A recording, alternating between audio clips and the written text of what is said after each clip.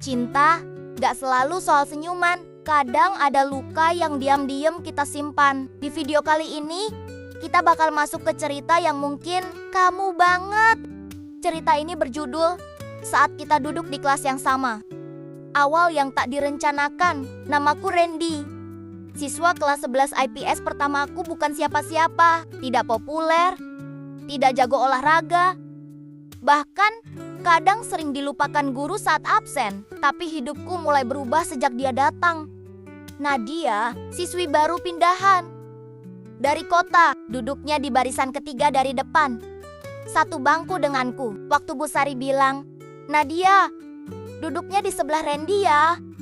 Aku langsung grogi, tanganku mendadak dingin. Itu pertama kalinya aku duduk sebangku dengan cewek. Hari-hari awal, kami jarang bicara. Nadia pinjieng, tapi tatapannya tajam, seperti sedang membaca orang. Aku pikir dia angkuh, tapi suatu hari, waktu aku ketinggalan pulpen dan berbisik minta pinjam, dia malah senyum dan bilang, "Kamu selalu pelupa ya?" dengan nada lembut. Sejak itu, percakapan kecil mulai tumbuh. Dari soal tugas, jadi ngobrol soal musik. Dari musik, ke cerita keluarga. Ternyata, Nadia pindah sekolah karena ayahnya dipindah kerja. Dan dia masih belum punya banyak teman. Aku mulai menyukai perasaan duduk di sebelahnya. Ada semacam ketenangan yang jarang aku rasakan. Tapi, aku masih belum yakin ini pertemanan atau lebih. Hingga suatu malam, Nadia kirim pesan. "Kamu tahu nggak, Ren? Kalau kamu orang pertama yang bikin aku nyaman di sekolah ini." Aku tersenyum, tapi juga takut. Takut berharap terlalu banyak. Rasa yang muncul di tengah keraguan. Hubungan kami makin dekat. Kami sering satu kelompok, duduk bareng di kantin. Bahkan mulai saling chat malam-malam. Aku makin yakin aku suka Nadia.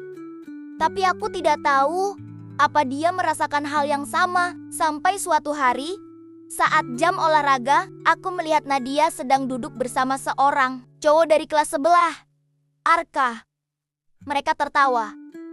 Dekat, terlalu dekat, dan yang paling menusuk, Nadia tidak pernah cerita soal cowok itu padaku. Hari itu, aku diam. Bahkan saat dia menyapa, aku hanya tersenyum kaku. Beberapa hari berikutnya, kami jadi canggung. Nadia seperti bingung, tapi tak bertanya langsung. Aku juga tidak berani mengungkapkan apa yang sebenarnya mengganjal di hati. Hingga akhirnya, dia mengirim pesan panjang malam-malam. "Kamu berubah, dingin. Kalau kamu marah atau nggak suka, aku deket sama Arka. Bilang aja. Dia cuma teman SMP-ku. Aku cerita kok ke kamu waktu kita bahas soal teman lama. Tapi kayaknya kamu nggak dengerin."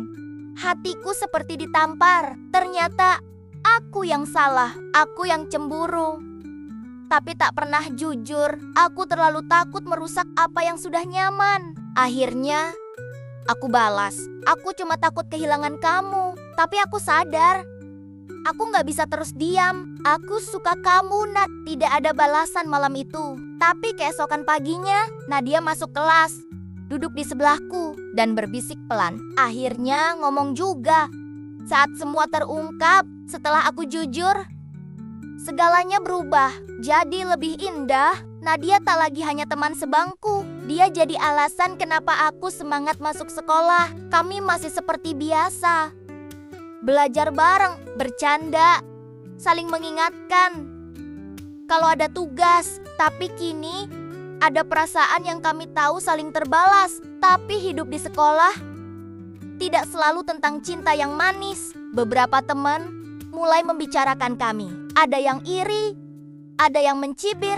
Bahkan ada satu guru yang memisahkan bangku kami saat ujian karena terlalu akrab. Saat itu, Nadia menggenggam pergelangan tanganku di bawah meja dan berbisik, "Mereka cuma lihat dari luar.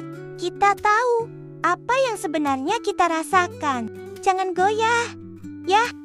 Dan aku tahu, cinta ini bukan sekadar suka-sukaan remaja. Ini tentang saling percaya, saling menjaga. Waktu kelulusan tiba, kami berdiri di lapangan. berseragam putih penuh coretan. Langit sore seperti menyaksikan semuanya. Nadia menatapku dan berkata, Kalau nanti kuliah, kita beda kota? Janji ya, tetap jadi Randy yang aku kenal. Aku mengangguk, menatap matanya. Dan kamu tetap jadi Nadia yang bikin bangku kelas jadi tempat paling nyaman di dunia. Lalu kami tersenyum. Cinta di sekolah memang tak selalu jadi akhir dari segalanya. Tapi aku tahu, Nadia akan selalu jadi awal dari cerita paling indah dalam hidupku. Hidup memang gak selalu mudah. Tapi, kamu gak sendiri. Terima kasih sudah nonton. Like, share, dan subscribe. Kalau kamu merasa video ini menyentuh hatimu, sampai ketemu lagi.